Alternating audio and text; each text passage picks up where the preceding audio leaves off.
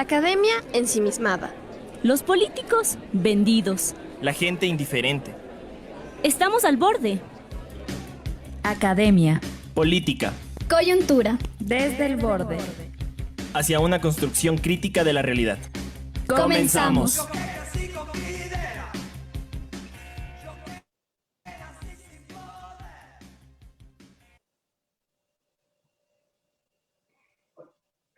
Amigos y amigas Desde el Borde que nos escuchan a través y nos miran a través de la radio universitaria, bienvenidos y bienvenidas a una nueva emisión, a un nuevo programa Desde el Borde. Yo soy Akanga Ubiteri Tasi y los saludo desde la capital, desde aquí de Quito. Doy paso a mi camarada del micrófono. Y muy buenos días con todos. Un gusto poder estar aquí como todos los miércoles acompañándoles en una nueva reconstrucción crítica de la realidad. Yo soy Jorge Andramunio, les saludo desde Cotacachi, desde la Sierra Norte del país. Igual un cordial saludo a nuestro querido compañero de micrófono Pablo, que hoy por motivos ajenos a su voluntad no nos puede acompañar, pero que siempre está pendiente de la transmisión y del correcto desarrollo de la misma.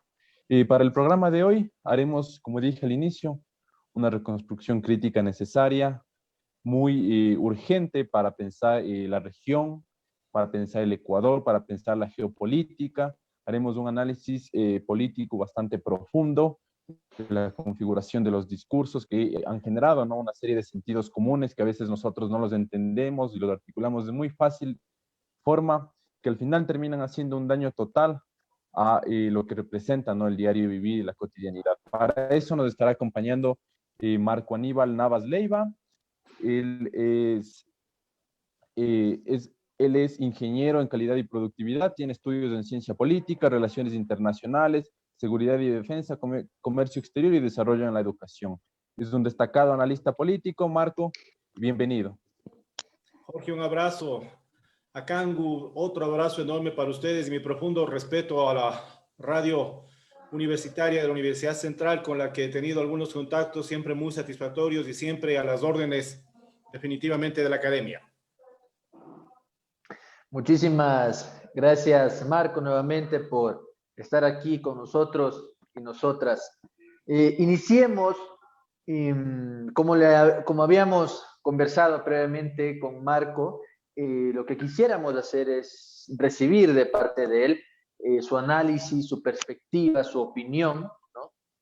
Siempre en los planos del pensamiento crítico, obviamente, sobre lo que está sucediendo, digamos, esta configuración, si se quiere, geopolítica, que está sucediendo a nivel regional, y cómo tal vez todo está concatenado tanto en eventos políticos, ¿no?, pero también en discursos mediático-políticos, ¿no? Es decir, tenemos a Cuba, estas protestas en Cuba, ¿no?, que hay opiniones divididas del tinte que tienen estas protestas. Unos hablan de Cuba finalmente ha despertado el pueblo cubano, otros hablan de la intervención estadounidense, ¿no? Aquello configurado también con los discursos, si se quiere, en pro de la democracia, entre comillas, que pregonan, ¿no?, los mandatarios como por ejemplo de Colombia, ¿no?, viendo las violentas represiones en el país vecino.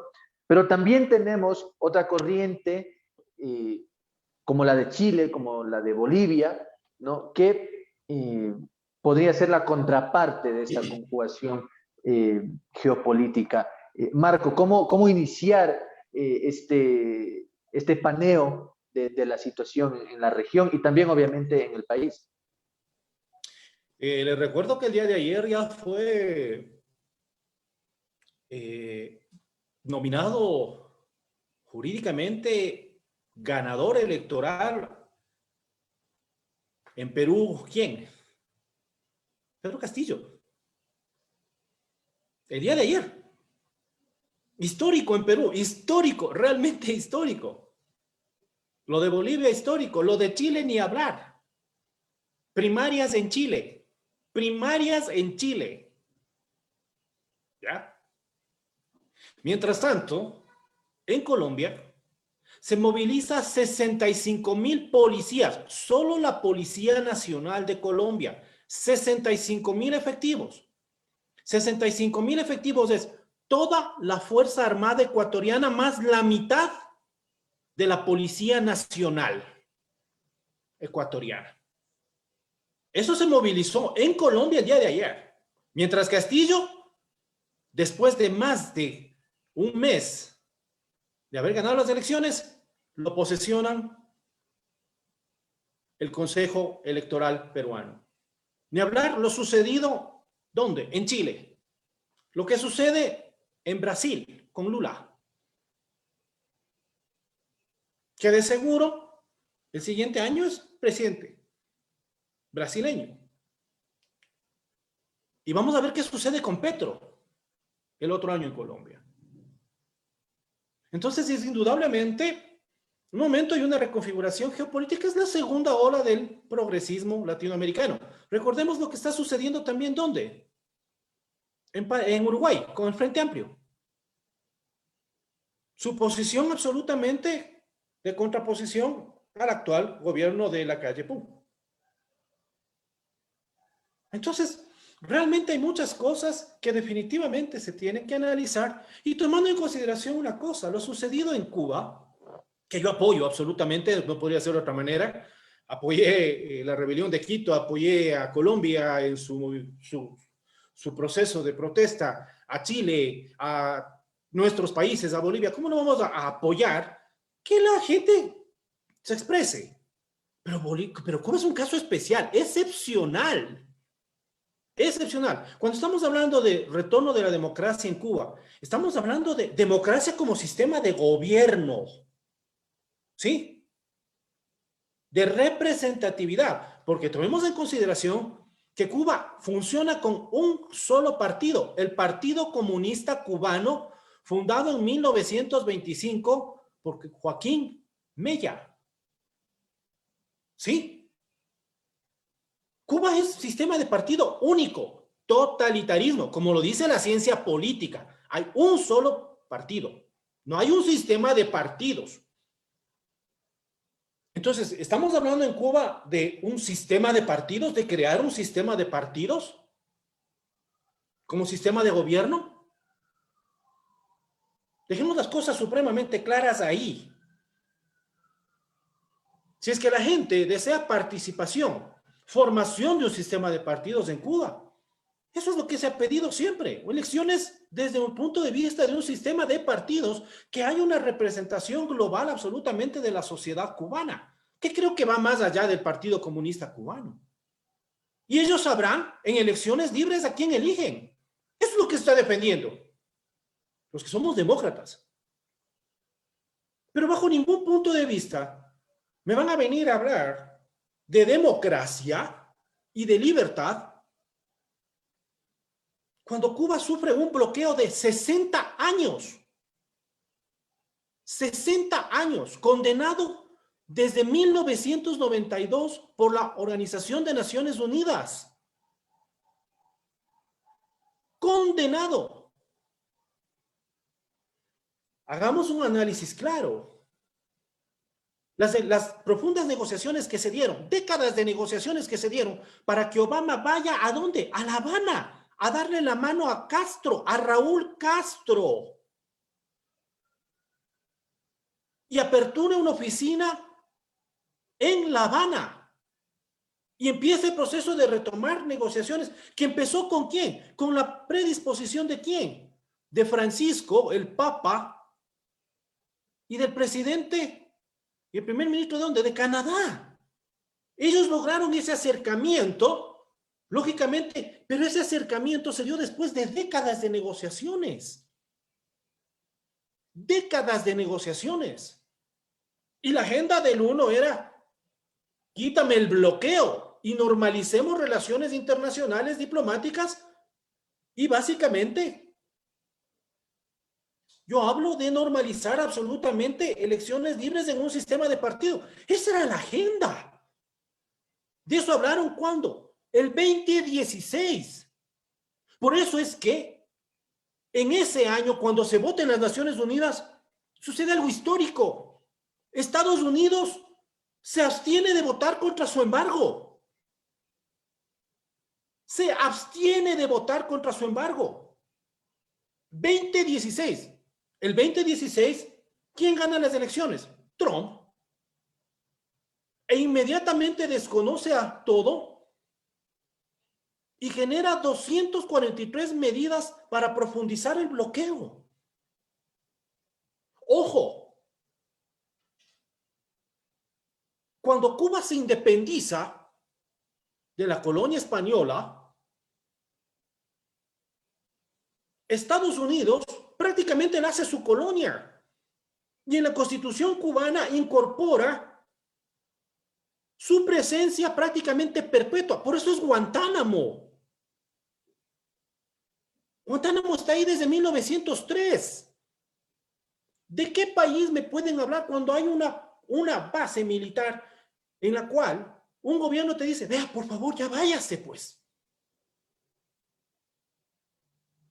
Váyase. Y eso también fue parte de las negociaciones con Obama. Les recuerdo a ustedes que luego de los ataques del 11 de septiembre en los Estados Unidos, Guantánamo fue utilizado como zona en la cual se capturó a supuestos terroristas, se los llevó allá sin fórmula de juicio y se los torturó hasta científicamente. ¿Qué quiero decir científicamente?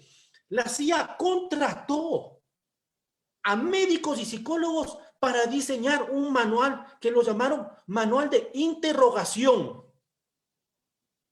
que guiaban los interrogatorios de esos presos. En esta semana, el fin de semana, fue liberado un preso después de 19 años sin fórmula de juicio y al cual no se le encontró nada. O sea, ¿me puede decir cómo se critica de presos políticos en Cuba si tengo esa barbarie en Guantánamo? ¿De qué democracia y libertad me pueden hablar así? Yo he dejado claro mis cuestiones. El embargo comercial empieza con Dwight Eisenhower, cuando evidentemente Cuba se declara socialista, expropia propiedades de compañías norteamericanas y pone impuestos al comercio norteamericano. Dwight Eisenhower hace lo mismo, principio de reciprocidad. Tú me estás imponiendo problemas económicos, trabas, yo te pongo. La segunda fue cuando Kennedy le impone absolutamente un embargo total. ¿En respuesta a qué? A la crisis de los misiles. Cuando se intentó poner misiles, cuando Castro intentó poner misiles en Cuba. ¿Se imaginan lo que era esa barbaridad? Traer a nuestro continente armamento nuclear, atómico. ¿Qué creen que hubiera pasado? Y de ahí posteriormente sigue incrementándose el bloqueo. Pero en 1989 cae el muro de Berlín, se reunifica Alemania, se acabó los países socialistas, la Unión de Repúblicas Socialistas Soviéticas, Estados Unidos es el ganador de la Guerra Fría. Entonces, ¿qué sentido había seguir con eso? Por eso es que en 1992 empiezan las votaciones en la Organización de Naciones Unidas diciendo, levanten el bloqueo, ya no hay necesidad. Siéntese a negociar. En el 2001 se empieza a ablandar el bloqueo. ¿Por qué? Porque luego de los atentados, Cuba le ofrece ayuda a los Estados Unidos y en reciprocidad relajan absolutamente el embargo y el bloqueo. Y desde esa época empiezan los acercamientos. O sea, son 20 años de negociaciones. 20 años. 2013, 2014 empiezan las negociaciones del Papa Francisco y de Trudeau de Francia, de Canadá, perdón.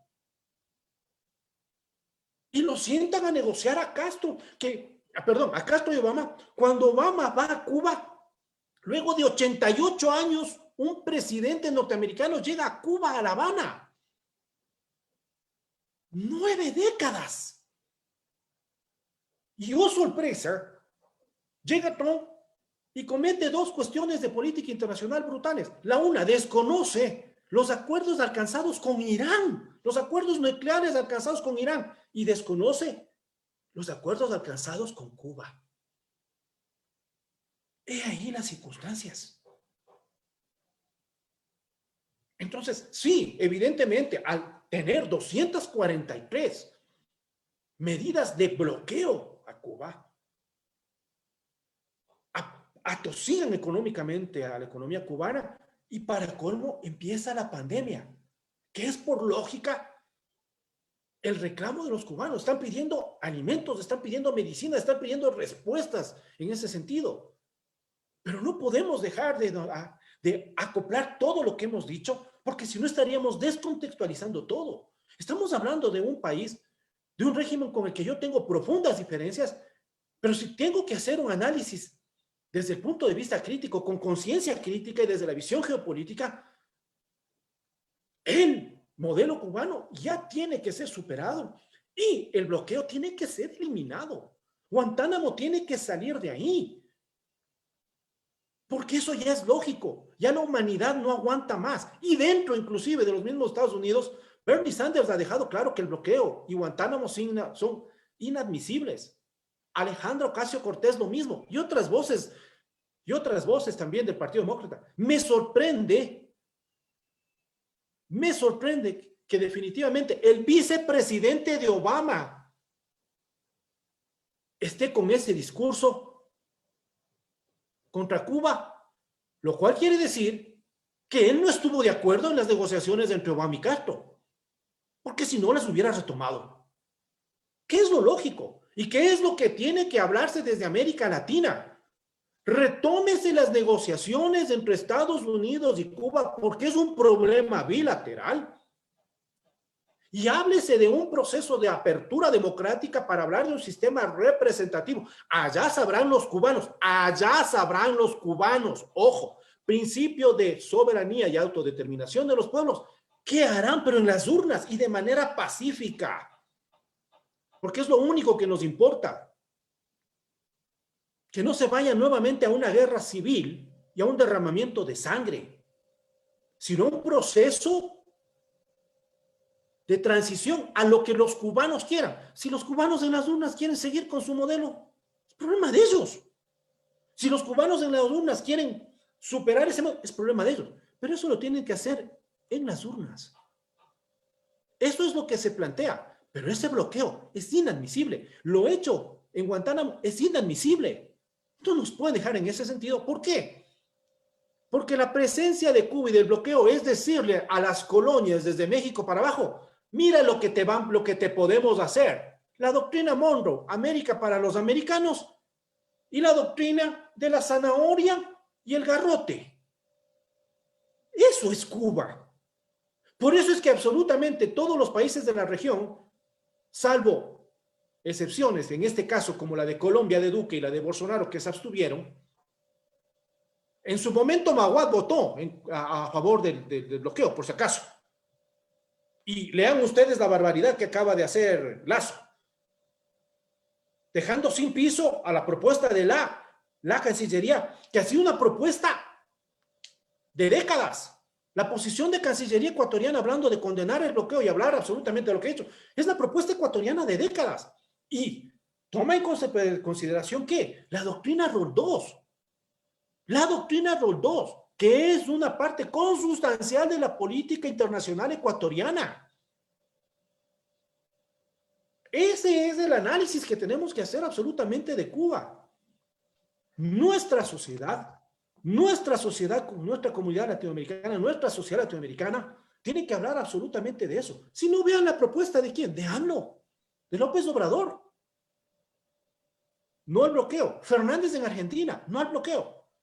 ¿Y el resto qué?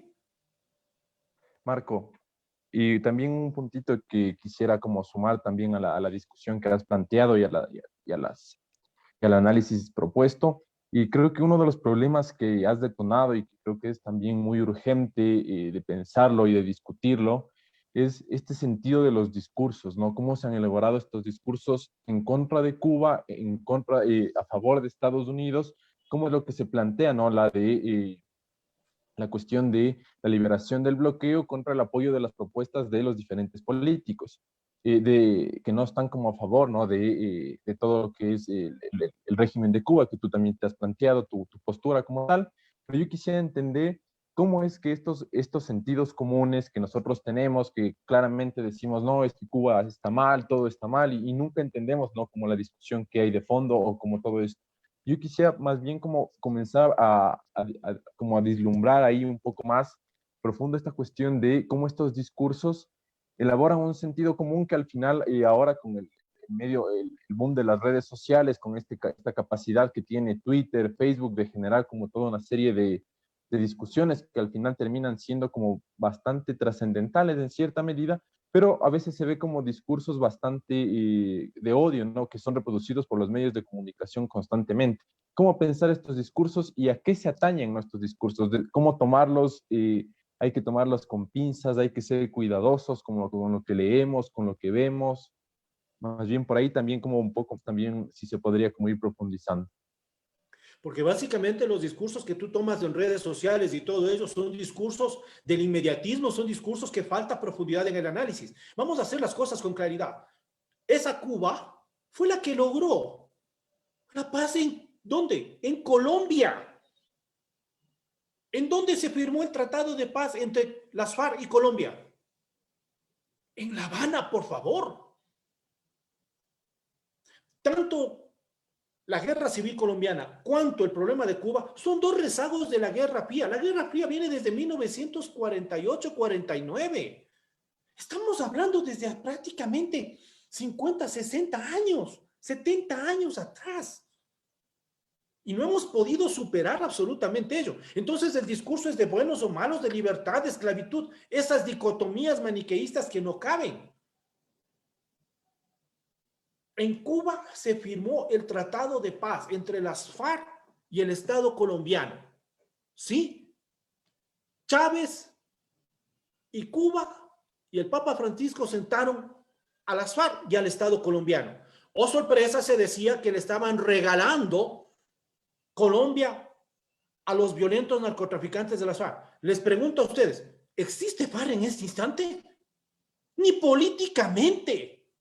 Y les recuerdo a ustedes que hubo una propuesta, un llamado a elección. ¿Por qué? Porque Santos tenía que poner a consideración de Colombia el acuerdo de paz y le votaron no a la paz. No a la paz. Santos impone absolutamente ese tratado. Miren el resultado. Colombia prácticamente pacificada absolutamente de su guerra civil. Lo que está sucediendo ahora, la persecución a los líderes sociales, ¿se da por qué? Por un gobierno de la ultraderecha colombiana de Duque. Pero ya no podemos hablar de combates ni antagonismos entre fuerzas irregulares y fuerzas regulares en Colombia. Y lógicamente, el momento que los medios de comunicación empiezan a comunicar como es su deber y poner en la palestra lo que es la historia, empieza el análisis crítico. Mientras tanto, lo único que estamos haciendo es fortaleciendo ¿qué? La polarización y el discurso de odio, que conlleva otro tipo de cuestiones. Si me preguntas a mí en este instante, lo hecho por Estados Unidos es un error graso de política internacional con Cuba. Y Obama lo dijo, hemos cometido un error en nuestra política internacional con Cuba. Estados Unidos lo reconoció. ¿Cuál fue la presión que obligó a Trump a absolutamente eso? La disidencia cubana en Florida. Bastión del republicanismo estadounidense. Lo mismo sucedió con Irán, el lobby sionista en los Estados Unidos. Ahora, contraponer absolutamente ello obliga netamente a seguir profundizando el debate en que cualquier tipo de solución en Cuba pasa primero por una negociación bilateral, porque es un problema de comercio entre los dos. Guste o no, es problema de comercio entre los dos y de relaciones internacionales entre los dos países, pero también un problema absolutamente del sistema de gobierno que tienen que hacerlo. Si me preguntan a mí, ¿qué es lo que ha sucedido en Cuba? Un país que les guste o no, se diga lo que se diga, acaba de desarrollar 5 vacunas. Y su gestión del COVID ya la quisiéramos haber tenido con nosotros. Se habla de 1,700 muertos en Cuba. ¿Cuántos tuvimos nosotros? sobre los 60.000. Aquí se privilegió pagar deuda externa anticipadamente a cubrir las necesidades de salud de un país. Miren las dicotomías. El alineamiento de Ecuador con el hegemón hemisférico a través de un acuerdo con el Fondo Monetario Internacional y el capital internacional, y el desalineamiento y el desalineamiento con el hegemón hemisférico, que es Cuba. Pero eso no quiere decir que no tengamos claro que es hora ya que el sistema cubano evolucione mucho más. Pero eso tiene que hacerlo ¿en qué? En procesos democráticos, en procesos negociados, porque ya no cabe absolutamente lo que está sucediendo allá. Y esa es una de las cuestiones que desde el progresismo de izquierda tenemos que analizarla con frialdad, con pragmatismo, con coherencia. Ojo, en este instante estamos hablando del problema de envío de material bélico no letal y material no letal a Bolivia. ¿Por parte de quién? De Ecuador y Argentina.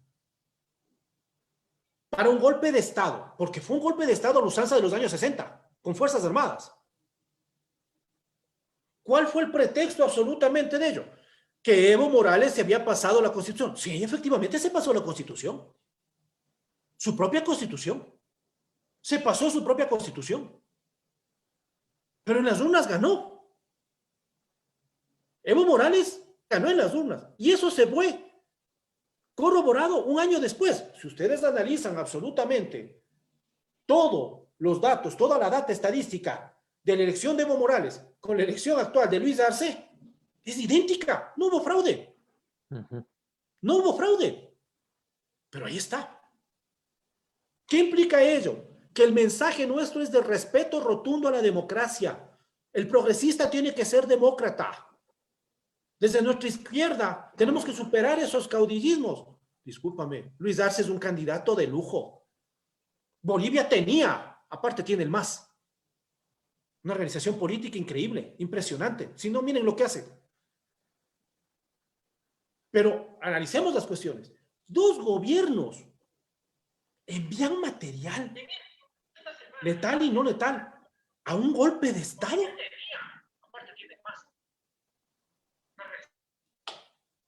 Observen ustedes eso. Esas son cuestiones que tenemos que analizar absolutamente ello.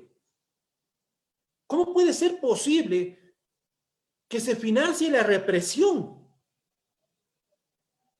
en otro país? Tú puedes enviar armamento a un país que sea atacado por una potencia extranjera. Lo que sucedió en Malvinas, por si acaso.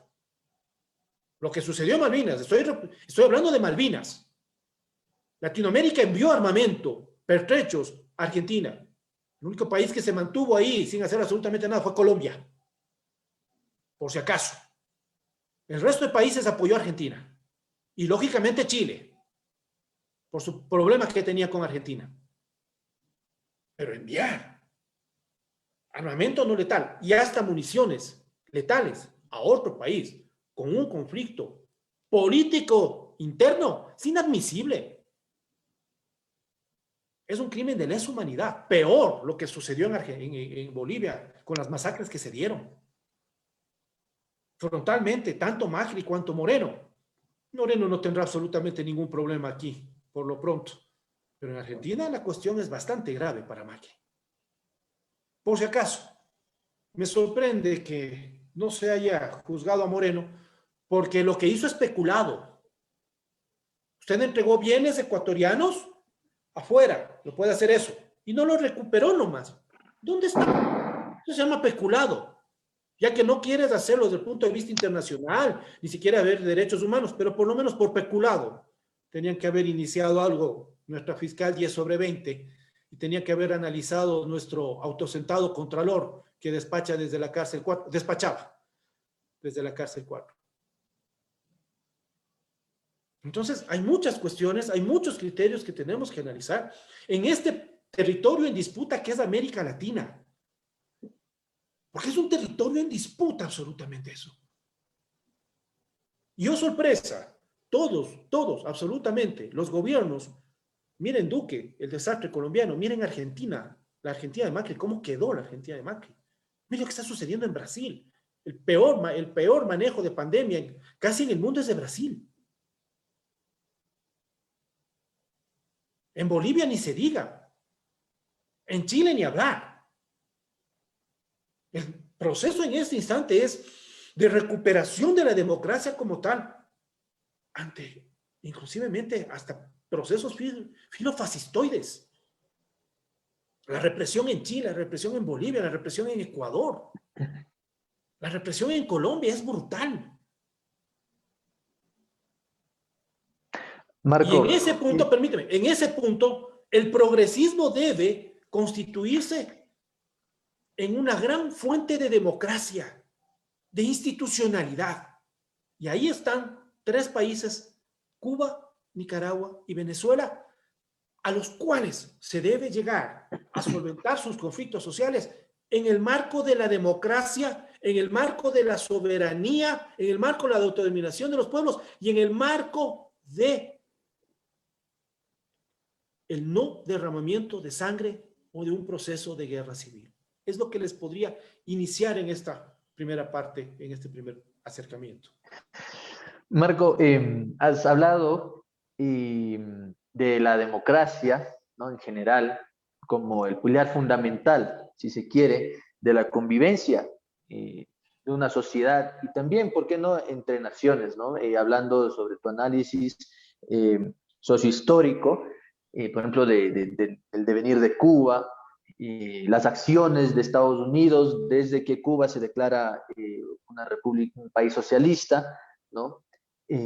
Pero también has mencionado, por ejemplo, el tema de Perú, que tú empezaste con el tema del Perú, que recién un mes después de haberse dado la segunda vuelta, se dignan en proclamar resultados oficiales, ¿no? Y vemos lo que hizo Moreno, lo que hizo Macri, tanto en los países, es decir, lo que hizo Moreno a la interna del Ecuador con su política interior, pero también ahora lo que salió a la luz del apoyo al golpe de Estado en Bolivia, enviando este material, este armamento, ¿no?, a Bolivia. Y también, claro, por supuesto, vemos una institucionalidad que nuestro país también es claro ejemplo de aquello, bastante deficiente, si se quiere, ¿no?, con una corrupción muy preocupante, institucionalizada, si se quiere, ¿no?, con lo que pasó lo que pasa con la fiscal, con Celi, lo que pasó con el Trujillato. Es decir, todo eso, ¿no?, todas esas cuestiones jurídicas, institucionales, siempre hablando de la democracia, ¿no? Yo decía, yo pensaba tal vez, si cuando hablamos de democracia, como tú muy bien lo expones, ¿no?, que tiene que ser el progresismo, tiene que estar apegado a la democracia, como casi religiosamente, pero tal vez reflexionar sobre si nos referimos tanto a la democracia liberal, ¿no?, o si debemos tal vez también evolucionar a la democracia en un sentido que no sea simplemente un instrumento de dominación de las élites económicas, políticas de determinados países, ¿no? Y también en el marco geopolítico, porque yo recuerdo en una entrevista que le habían hecho a Obama cuando era presidente sobre el tema de Venezuela, ¿no?, tocan el tema de la soberanía y todo eso. Entonces Obama dice, bueno, cuando un país no quiere hacer lo que nosotros queremos que haga, evidentemente le torcemos el brazo y si es posible hasta romperle el brazo, ¿no? Es decir, y él hace esas declaraciones en un marco de su política internacional como Estados Unidos y también en un marco de su idea de democracia, ¿no? Debemos reflexionar sobre la democracia liberal porque la misma democracia que nos hacen ejercer a los ciudadanos y a las ciudadanas es la misma que casi desconoció la voluntad popular en el Perú, por ejemplo, ¿no? Más allá de lo que pasó en Bolivia, de lo que Evo Morales hizo con su propia constitución, lo cual estoy de acuerdo contigo, se desconoció la voluntad popular dentro del propio juego democrático, que incluso las élites políticas y económicas que históricamente han dominado a las sociedades pregonan. Si hablamos de democracia, debemos evolucionar también el concepto de democracia para respetar soberanías, lo cual no significa aplicar modelos totalitarios, o lo cual no significa también implementar golpes de Estado, como se veía en la década de los 60 y de los 70, como lo vimos en Bolivia, ¿no? ¿Cómo reflexionar aquello? Mira, primero, la democracia es respeto al debido proceso, respeto a los derechos humanos. Aquí no puede haber democracia cuando básicamente el día domingo un contralor, que ni siquiera fue nombrado contralor, intervino en el proceso electoral. La pregunta es, ¿la presidenta del Consejo Nacional Electoral tenía o no potestad para mandar preso, iniciar un juicio en contra de ese contralor y decirle, usted aquí no puede meterse porque en época de elecciones la principal autoridad y la más alta es el tribunal, la función electoral, o sea, yo? No lo hizo. Y aquí empieza absolutamente la democracia. Es básicamente el respeto al debido proceso, el respeto a la ley, el respeto a la Constitución, el respeto a eso. La democracia liberal es simplemente ir y dar tus opiniones con el voto, el respeto al voto, el respeto al orden constituido. Nosotros tenemos 20 constituciones en casi 200 años. Cada 10 años tenemos una constitución.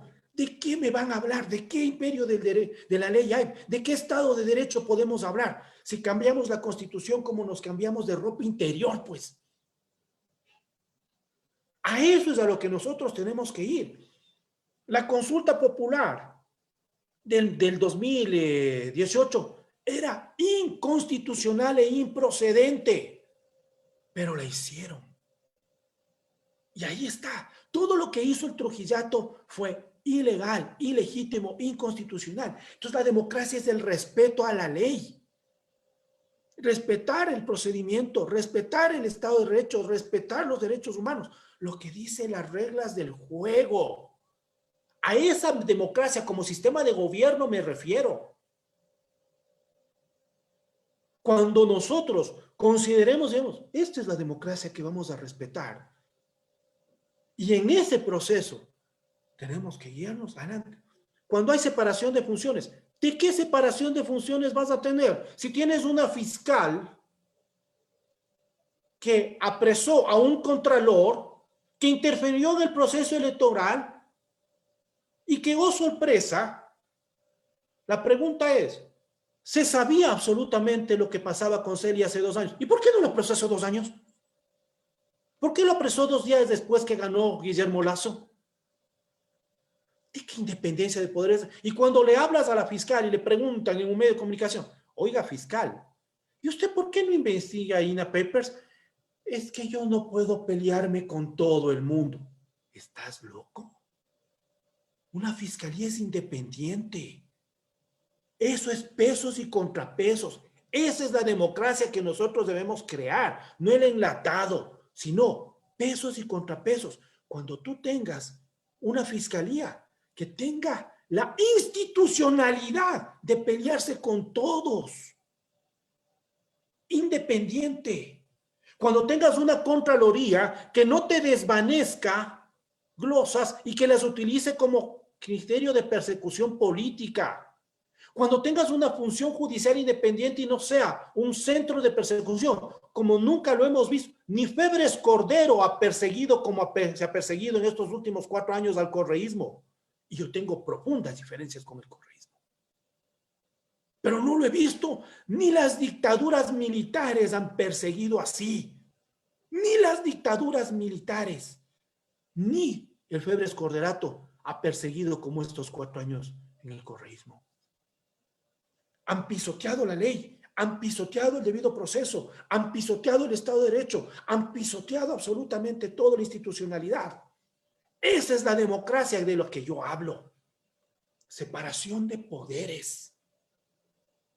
¿Cómo puede ser posible una Corte Constitucional que es un apéndice del Ejecutivo? No ha habido casi ninguna de las leyes enviadas por el Ejecutivo que haya sido tratada de inconstitucional cuando se les demuestra absolutamente ello. Entonces, la idea nuestra es de esa construcción, de ese respeto absolutamente al debido proceso. Si a mí me preguntas, vamos a lo que ha sucedido en el municipio de Quito, que es una vergüenza. ¿Quién puede estar a favor de un alcalde como Yunda? Nadie. Pero tampoco voy a estar a favor de cómo lo removieron en el nombre del cielo. 14 concejales se reúnen, aplican de manera totalmente estirada una cláusula del COTAD. Gracias, chao, se va. Y no se respeta absolutamente nada de lo que hace el alcalde por mantenerse en su cargo. ¿Y la voluntad popular qué? ¿Y el debido proceso qué? No, y eso me hace afín al alcalde. No, señores, estoy hablando de eso, del respeto al debido proceso, del respeto a la institucionalidad, del respeto a la justicia, que eso nos hace, ¿qué? Ciudadanos, y nos homologa a todos. Esa es la democracia que me defiende. Si hacen lo que hicieron con un expresidente de la República, con un vicepresidente de la República, que está preso por la fuerza de las circunstancias, no por la fuerza de las pruebas en un Estado de Derecho y en un juicio justo. Esa es la democracia. Que se respete mi voto. Que se respete el voto del otro. Yo no voté por Yunda y no votaría jamás. Mis redes sociales tienen claro lo que yo he dicho de este señor. Pero tengo que defender el debido proceso, la institucionalidad, el valor del voto, porque ese valor del voto nos ciudadaniza y nos homologa, nos hace iguales. Esa es la democracia que nosotros debemos defender. La independencia de poderes. Aquí estamos viendo lo que pasa con un país sin independencia de poderes. No es viable. Un Consejo Nacional Electoral que persiguió a un actor político y que estuvo a punto de evitar que ese actor político participe. Pero ese actor político representa al 33% de un país. ¿Cómo le puedes quitar la representatividad al 33% de un país? ¿De qué democracia me hablas? ¿De cuál? Esa es la democracia que nosotros debemos defender, los ciudadanos, y desde la izquierda progresista en la cual me identifico, esa división de poderes, pesos y contrapesos, respeto a la voluntad popular expresada en la urna, respeto al debido proceso, respeto a los derechos humanos. Una persona es inocente hasta que se le prueba lo contrario. Al señor Yunda tenía que haber sido sacado de su cargo cuando hay una sentencia ejecutoriada que declare culpabilidad, y la otra, revocatoria de mandato, que esté en la Constitución. ¿Quieres sacar a alguien de aquí? Vas, sacas firmas, haces votación, y como lo pusiste, lo sacas. Eso es democracia, como sistema de gobierno. Y si eso no dependemos, y si en eso no estamos de acuerdo, estamos perdidos. Estamos perdidos. Una función judicial en la cual definitivamente uno se sienta tranquilo. ¿Cuánta indefensión hemos tenido con esta función judicial? Con esta fiscalía. La prisión preventiva, que es un mecanismo de última ratio, increíble, se la hizo prácticamente cotidiana. Personas con 110 días apresadas, sobreseídas y declaradas inocentes, cuando tienes el derecho humano de defenderte en libertad. Perdóname, ¿de qué democracia me hablan? Si eso no lo defiendo, ¿qué defiendo entonces? A este señor Olavini, después de 200 días, le dicen, la persona que le juzgó no está apta para juzgarlo, ha cometido cualquier cantidad de irregularidades. Tiene que tener un juicio justo, justo. Eso es democracia. Pesos y contrapesos, el imperio de la ley, las reglas del juego, la independencia de poderes, el respeto al debido proceso, el respeto a los derechos humanos. Eso para nosotros, para los ciudadanos demócratas, para la gente progresista de izquierda, tiene que ser nuestra razón de ser. Marco, y justamente ya y en honor al tiempo, que siempre, como dice nuestro querido compañero Pablo, es nuestro enemigo en la virtualidad y en la radio, como algunas reflexiones y para ir cerrando el programa, y yo más bien quisiera como plantear, ¿no?, el escenario geopolítico latinoamericano, que es de lo que hemos discutido, pero pensar el gobierno actual del Ecuador en esta nueva ola, ¿no?, de gobiernos progresistas que en América Latina comienzan a resurgir, como Guillermo Lasso entraría en esta disputa, cómo se plantearían, ¿no?, las relaciones internacionales de la región, pensando en esta ajena como cercanía que tienen Guillermo Lasso con los progresismos. Básicamente, Guillermo Lasso es uno de los cuadros de la derecha internacional, del hegemón hemisférico. Repercutirá el mismo discurso del FMI, de la embajada estadounidense. Eso es lo que hizo. Vean el comunicado que salió. Cuba necesita libertad, mientras absolutamente contrapone al comunicado de Cancillería. Son dos cuestiones súper claras. Si estás en un gobierno absolutamente que sigue con el acuerdo del Fondo Monetario Internacional, ¿qué esperas? Esas serán sus relaciones internacionales. Eso es lo que vamos a ver en este instante. Mucho dependerá absolutamente del proceso propio nuestro, de nuestra sociedad. Pero indudablemente, veamos los actores políticos que en este instante tenemos para hablar de un progresismo desde la izquierda. Progresismo desde la izquierda, ¿con quién? Con Pachacutic. Progresismo desde la izquierda, ¿con quién? Con la izquierda democrática. Progresismo de izquierda, ¿con quién? Con los sindicalismos. Progresismo con quién, de izquierda, ¿con quién? Con los movimientos sociales y los movimientos ambientales que apoyaron la elección de este actual mandatario. Eso es lo que nosotros en este instante, desde la visión progresista de izquierda, tenemos que analizar. El papel del correísmo, sí, será un actor político de izquierda progresista cuando se le ocurrió hacer un pacto de gobernabilidad con la ultraderecha ecuatoriana, que uno dice, oye, ¿qué les pasa? Por suerte se rompió. Y a los que lo criticamos, el tiempo nos dio la razón. Pero lo que está haciendo en este instante, el correísmo es lo coherente desde, ¿cuál es su trinchera? La trinchera del legislativo. Pero ¿y el resto de actores? ¿Qué va a pasar con el actor Conaya en este instante con la elección de quién? ¿De Leonidas Issa? ¿Habrá procesos reales de acercamiento en este instante? Para hablar de una corriente real progresista de izquierda, que se contraponga absolutamente a este modelo. Por si acaso, ya empezó el proceso de privatización de la salud, ¿o no vieron lo que está sucediendo con el mecanismo de privatización de las formas? Ya empezó. ¿Y qué es lo que pasa con el seguro social? ¿Y qué va a pasar absolutamente? Y de petróleo ni se diga, ¿no? Ya nos anexamos al CIADI, por si acaso nomás. Y el ambientalismo que ha dicho en este país cuando el modelo económico del señor Lasso habla de ampliar la frontera petrolera, ¿ha dicho algo? O sea, estamos hablando de 500,000, cerca de 600,000 barriles diarios a 1,000,000 de barriles. ¿Qué va a pasar absolutamente con el movimiento ambiental en este país, con el movimiento indígena? ¿Qué va a suceder con procesos de privatización del seguro, del patrimonio nacional con respecto a petróleos? ¿Qué va a suceder absolutamente con el resto? A ver, ¿por qué quieren privatizar el Banco del Pacífico? ¿Por qué no le entregan como parte de deuda del Banco del Pacífico al Seguro Social para fortalecer el BIES? ¿Por qué? Porque es un modelo empresarial, financiero, bancario el que llegó al poder, que netamente lo único que utilizará el poder es para fortalecer y cimentar sus actuales estructuras que son favorables a sí mismo. Punto, se acabó. Eso es lo que nos estamos enfrentando. Este gobierno es un gobierno totalmente alineado al poder internacional, a la banca y al capital internacional. Privatizará todo lo que pueda privatizar y desmantelará el Estado al nivel que pueda hacerlo.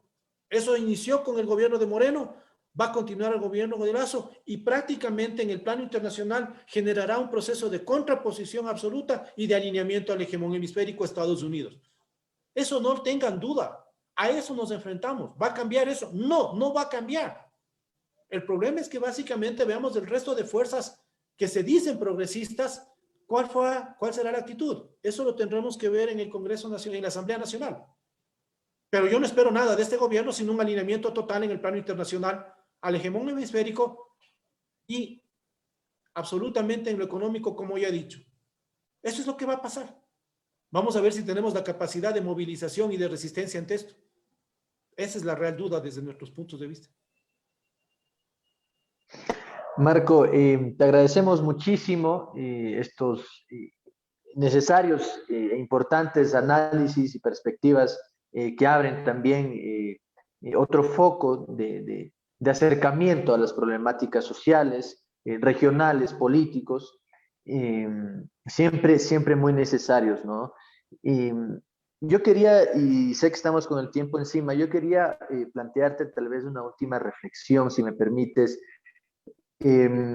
Justo antes de empezar el programa de hoy, por esas cosas de la vida, estaba viendo CNN en español internacional eh, y precisamente estaban hablando sobre Cuba, ¿no?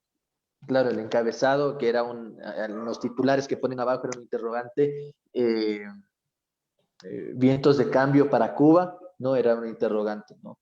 Y me llamó muchísimo la atención cómo, sin empacho alguno, tanto la presentadora como el invitado, un cubano residente de Miami, eh, estaban analizando cuál debe ser el rol de los Estados Unidos y qué debe hacer Estados Unidos. ¿Tiene que intervenir en Cuba o tiene que simplemente presionar con mayor fuerza la sanción económica y todo eso, ¿no? Ese es un discurso mediático a través de un programa de opinión y de análisis.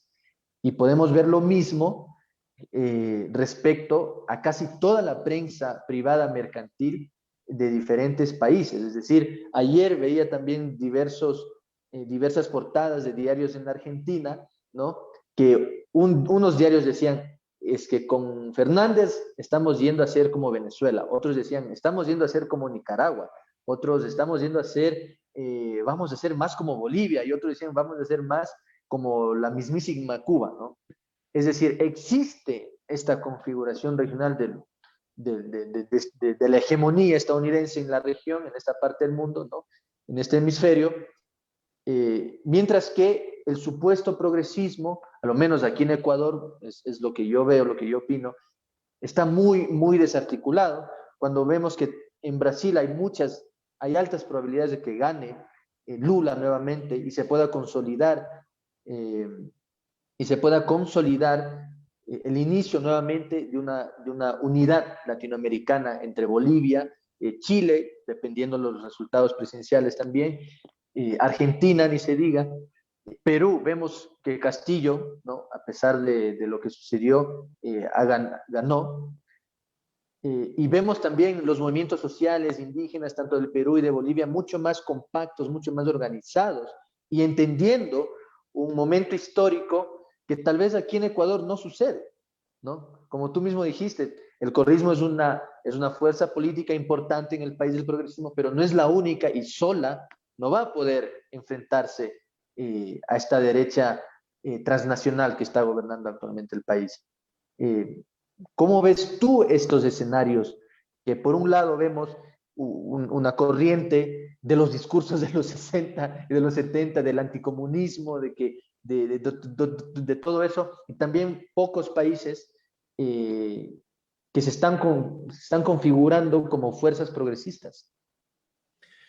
Mire, podrán apelar al discurso anticomunista, pero en este instante estamos viendo el destrozo que ha causado el neoliberalismo en la región y su incompetencia absolutamente en el manejo de la pandemia. Y eso es lo que está generando.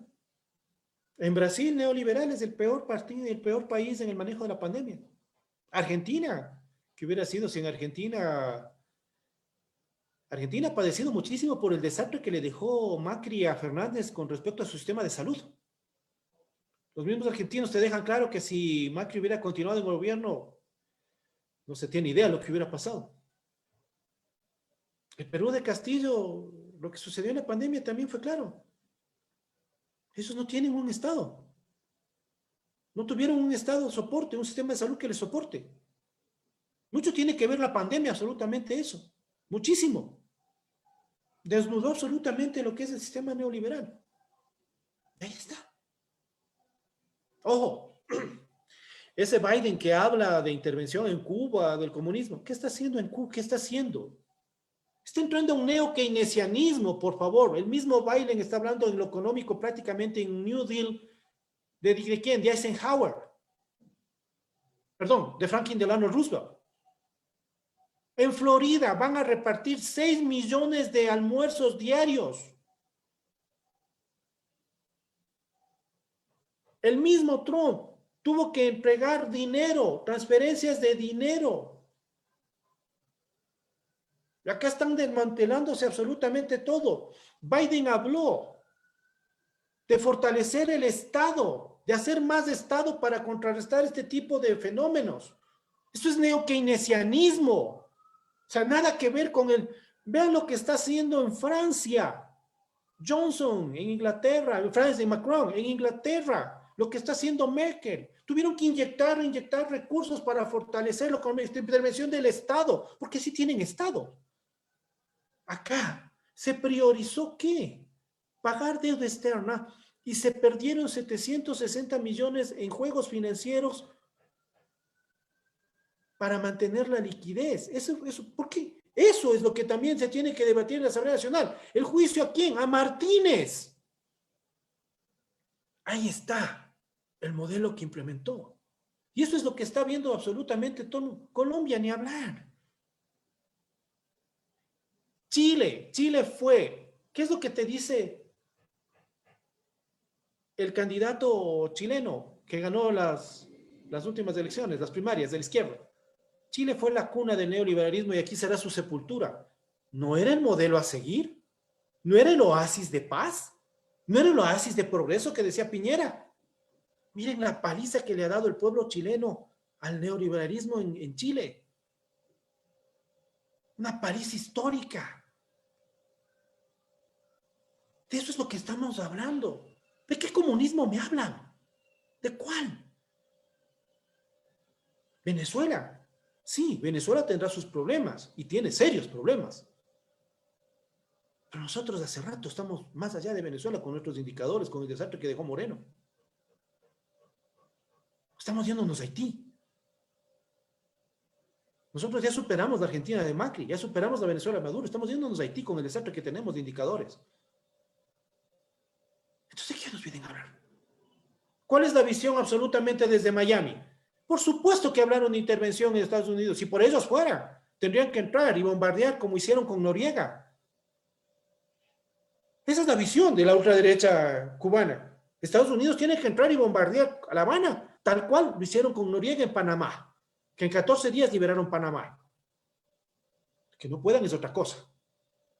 Que les sea bien difícil es otra cosa.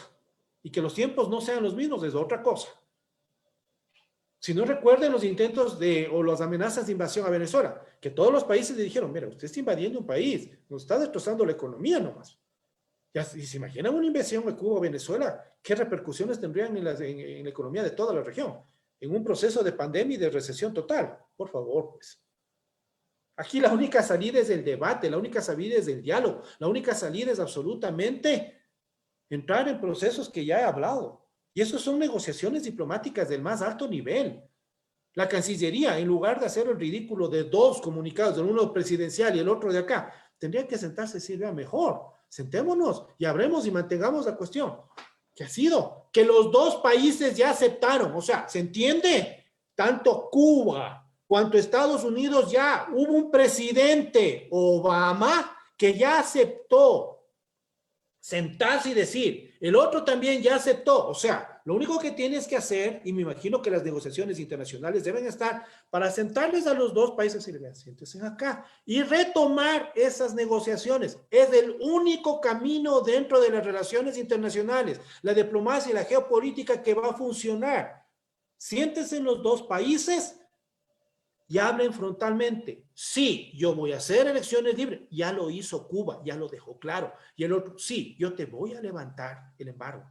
De hecho, Obama en Cuba dijo, vamos a levantar el embargo. No dijo el tiempo, pero nuestra posición es levantar. Entonces, si hay ese escenario, la lógica desde el progresismo es decirle al señor Biden y decirle al señor Díaz-Canel, por favor, retomen estas negociaciones, sigamos una hoja de ruta, tal cual fue la negociación de paz entre las FARC y el Estado colombiano, solventemos absolutamente eso. Ojo, en Venezuela ya hay una hoja de ruta para un proceso de solventamiento en eso. ¿Cuáles son?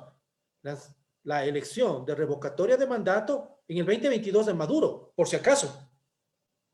Por si acaso, ¿no? ¿Qué están diciendo? Vamos por la parte democrática. Si en el 2022 le revocan el mandato a Maduro, listo, señores, se acabó, punto. Punto. Esto es lo que decidió ¿quién? El pueblo venezolano en la urna. Es lo único que se pide. No quiero derramamientos de sangre que nos destrozarían absolutamente toda la economía. ¿Se imaginan una inversión en Cuba, una inversión en Venezuela? O algo por el estilo de esa naturaleza. ¿Qué repercutiría en toda la región? En un problema de recesión, de economía post-pandemia con los indicadores macroeconómicos que tenemos. Por favor, seamos un poquito sensatos. Seamos un poquito sensatos. Y eso es lo que nosotros desde los movimientos sociales, desde la academia, absolutamente desde el progresismo izquierda, tenemos que presionar a nuestros liderazgos y decirles, vean, por favor, nuestra posición, lejos de maniqueísmos, de la Cuba libre y de la democracia estadounidense y toda la cosa, por favor, retomen las negociaciones. Retomen las negociaciones dejadas en el 2016 entre Obama y entre Castro. Ya los dos actores no están, pero los países ya se acercaron. Esa debe ser nuestra posición desde los actores de izquierda progresista. Retomar negociaciones. Evitar derramamiento de sangre. Evitar guerras civiles. Ya se hizo con las FARC. 60 años de lucha en Colombia. 48 de FARC. Por favor. Por favor. Si la academia a través de estos medios lo logra, qué alegría, está cumpliendo con su deber. Y si ustedes como actores de izquierda y mi persona como un ciudadano desde la izquierda podemos transmitir ese mensaje, ¿qué más podemos hacer? Hasta ahí podemos llegar.